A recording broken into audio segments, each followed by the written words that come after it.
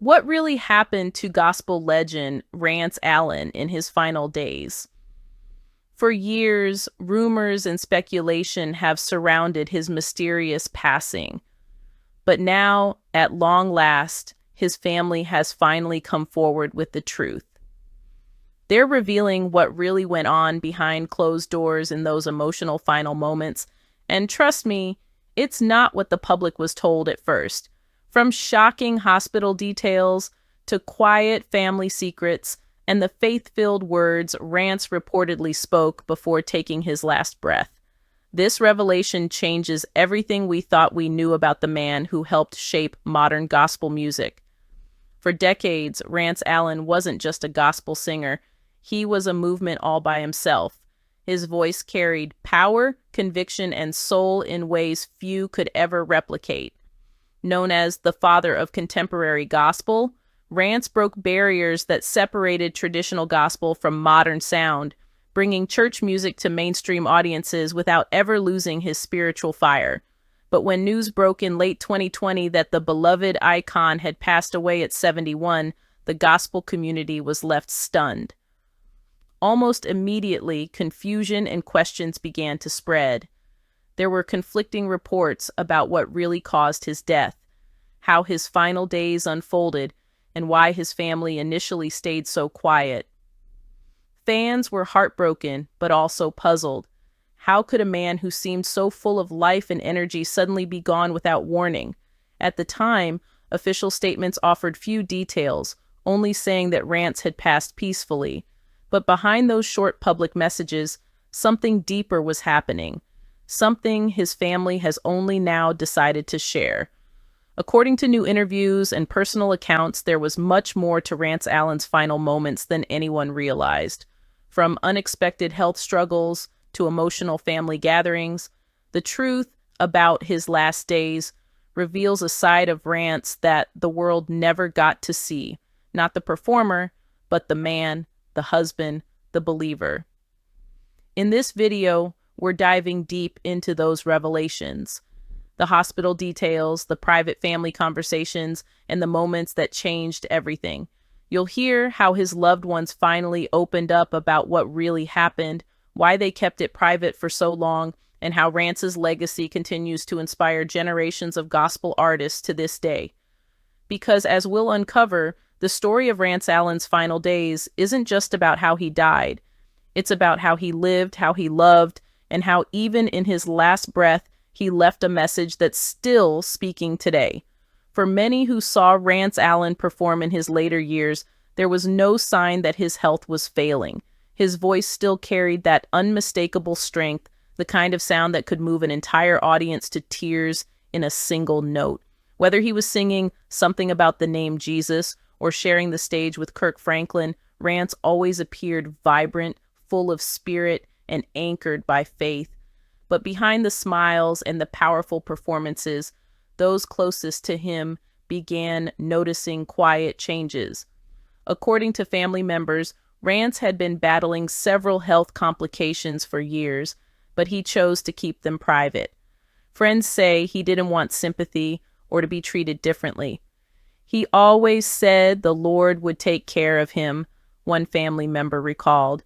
Even when he wasn't feeling well, he still showed up to sing, to preach, and to pour into others.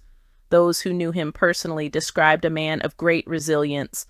Rance had faced challenges before, from the struggles of balancing fame and ministry to the pressures of maintaining his voice after decades of performing.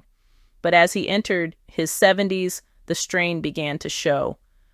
There were whispers that he was dealing with heart issues and fatigue, but the details were always vague. He never confirmed much publicly, and the family respected his wishes to handle things quietly. Still, fans noticed subtle differences in his later appearances. During some of his final public performances, he seemed to move a bit slower. His once booming laugh was softer, his steps more careful. At first, people chalked it up to age. After all, he was still performing long past the point when most would have retired. But according to his family, Rance had been advised by doctors to rest, to slow down, and to reduce his travel schedule. and yet his love for music and for the people who found hope in his songs kept him going. Behind the scenes, his wife Ellen became his rock. Married for nearly 5 decades, the two shared a deep, unwavering bond. Those close to them said she often urged him to take better care of himself. She'd tell him, "Baby, you can't pour from an empty cup," a relative shared. But Rance's heart was for the people. He didn't want to stop ministering, especially at a time when so many were struggling through the uncertainty of the pandemic. In 2020, as the world was locked down and churches were forced to move online, Rance continued to encourage people through virtual performances and heartfelt messages of hope. But privately, his body was telling a different story.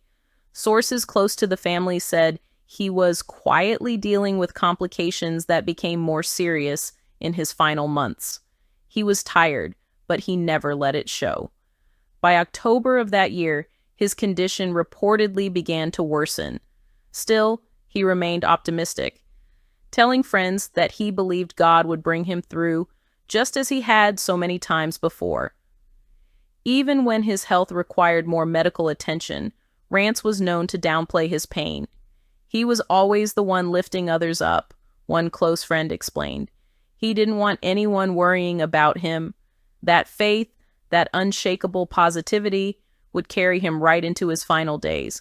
But what his family later revealed was that those last weeks were filled with powerful, emotional moments that few outside their circle ever knew about, moments that would forever change how they remembered him. Because before Rance Allen took his final breath, he left behind words that continue to echo in the hearts of those who loved him most. In the weeks leading up to his passing, those closest to Rance Allen say there was something profoundly different about him. He was calm, peaceful, and deeply reflective, almost as if he sensed that his time on earth was coming to an end.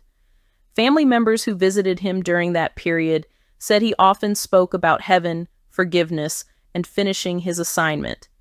It wasn't fear in his voice, but rather a quiet acceptance, a readiness to meet his creator. According to relatives, Rance had been spending more time at home with his wife Ellen, resting and praying.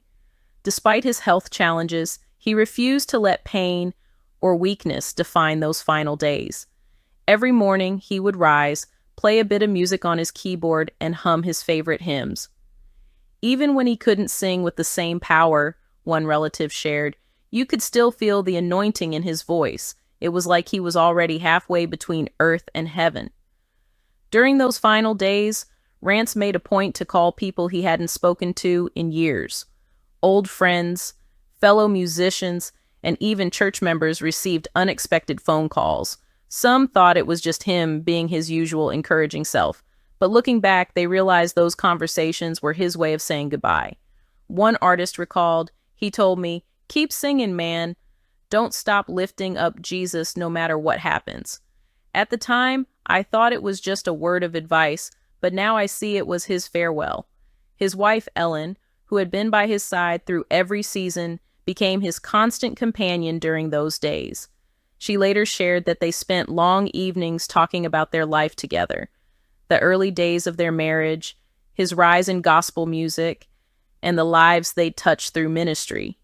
"He told me," she said softly, "if God calls me home, don't you cry too long.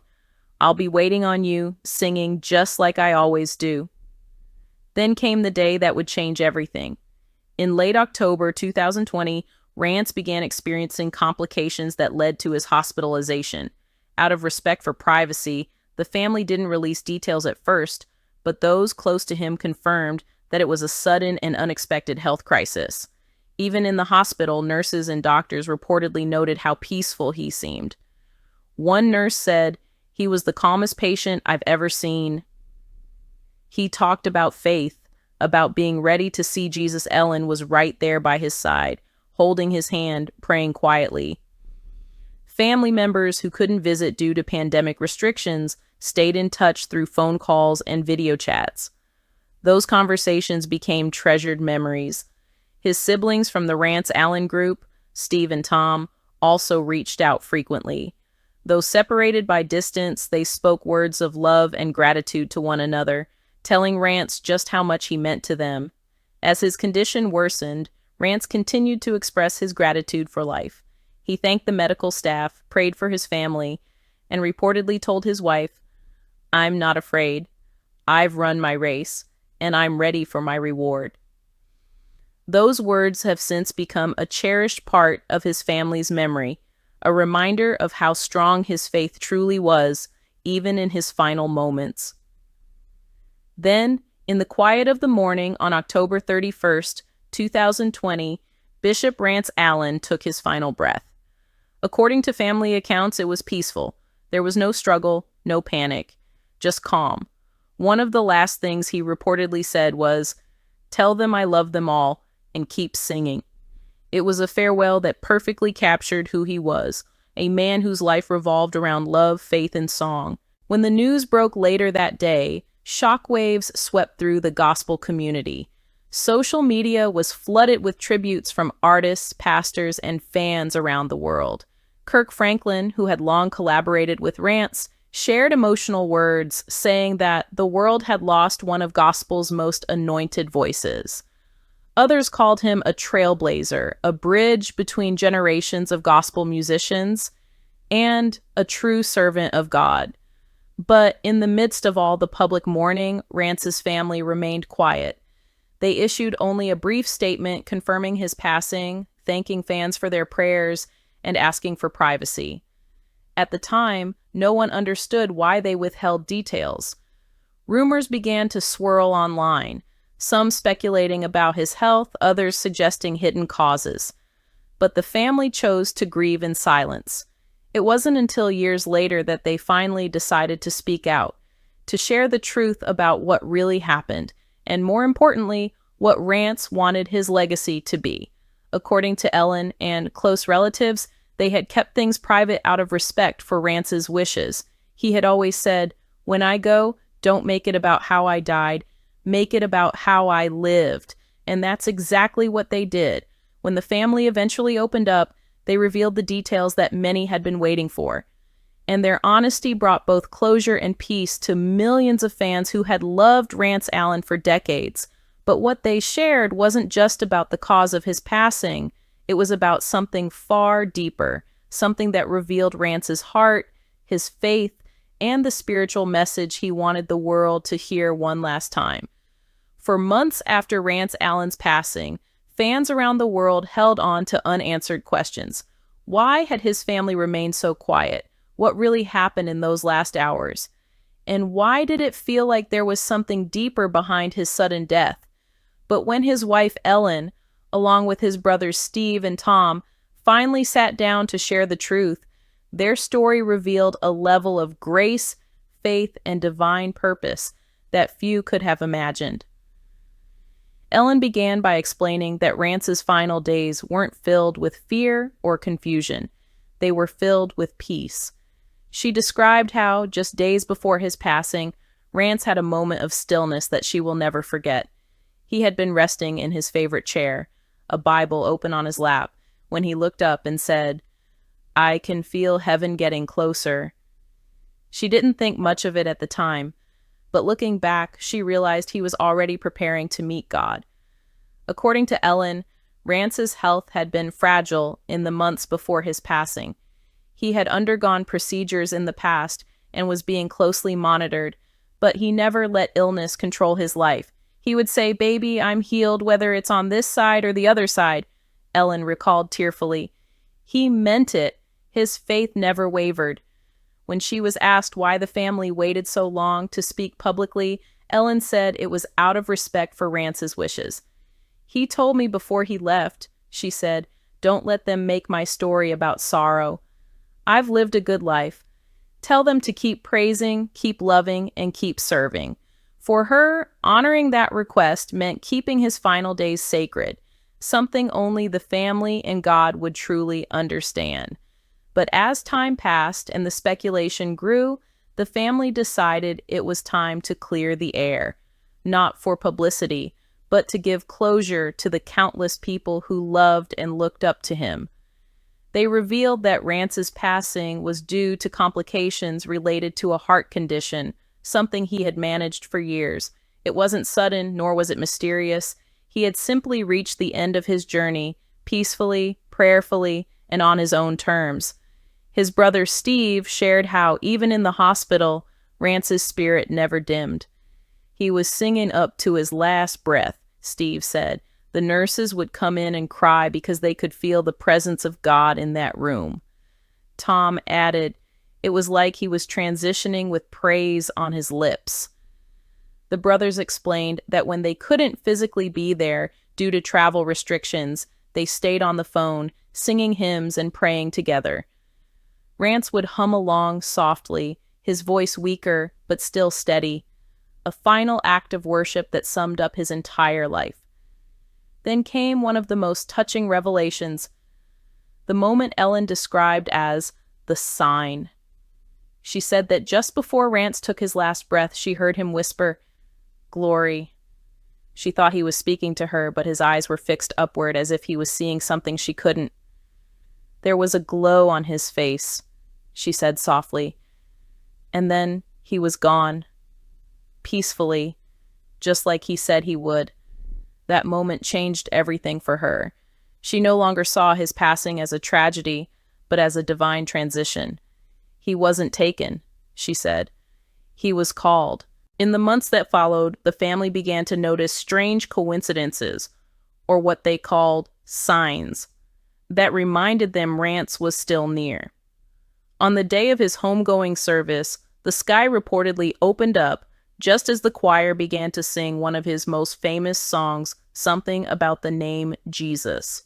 Family and friends said the sunlight broke through the clouds at that exact moment, bathing the church in golden light. It felt like heaven was saying, "Well done," one attendee said.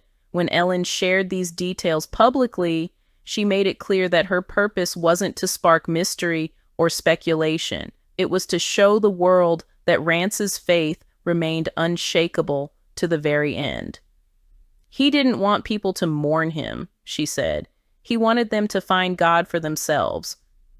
And that's exactly what's been happening ever since. Rance's music, his sermons, and his story continue to touch new generations of believers. His live performances, especially his collaborations with Kirk Franklin, Donnie McClurkin, and Marvin Winans, have become spiritual testaments to his enduring influence. Even younger gospel artists often credit Rance as the voice that made them believe gospel could be powerful and soulful without losing its holiness. Perhaps one of the most beautiful parts of the family's revelation came when Ellen read a portion of Rance's personal notes, words he had written just a few weeks before his passing. In that note, he wrote, "If you're hearing this, I want you to know I made it. I saw his face. I'm home now. Don't cry for me. Sing for me. Praise for me. Keep doing what I couldn't finish." Those words struck the entire gospel community. Fans flooded social media, saying they finally understood the peace that surrounded his passing. Rance's message wasn't one of finality, but of faith fulfilled. To this day, Ellen continues to honor his memory by sharing his teachings, supporting gospel outreach, and ensuring that the Rance Allen Group's legacy never fades. She says her mission now is to keep his voice alive, not just in song, but in spirit. When the news of Rance Allen's passing broke, the entire gospel world seemed to stop for a moment.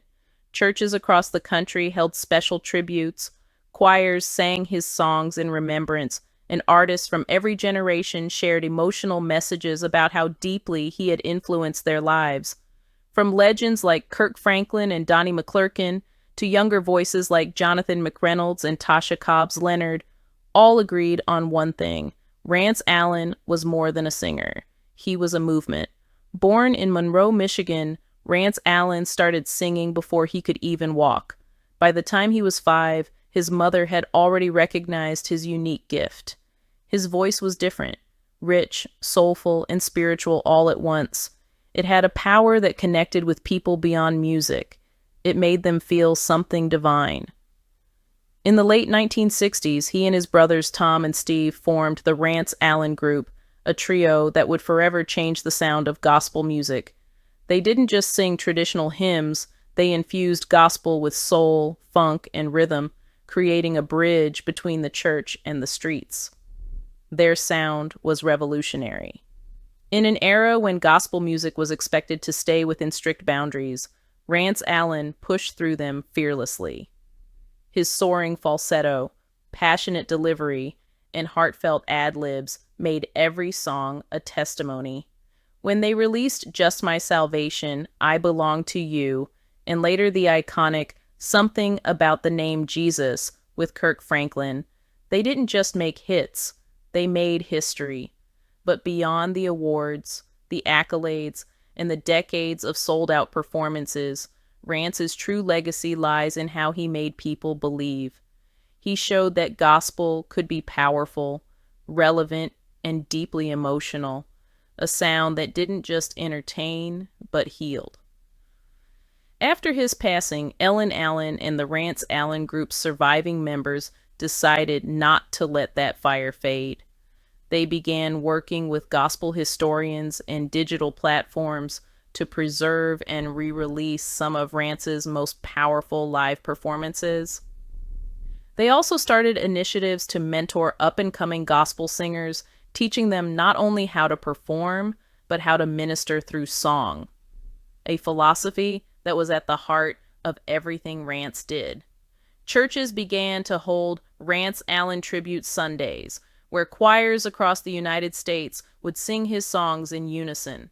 In Detroit, Toledo, Chicago, and Atlanta, thousands gathered to celebrate his music, often describing the experience as a piece of heaven on earth.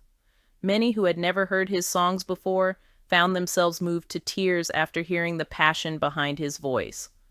The legacy also took on new life online. On platforms like YouTube, TikTok, and Instagram, clips of Rance's performances have gone viral, not just among gospel fans, but among mainstream audiences who are discovering his power for the first time.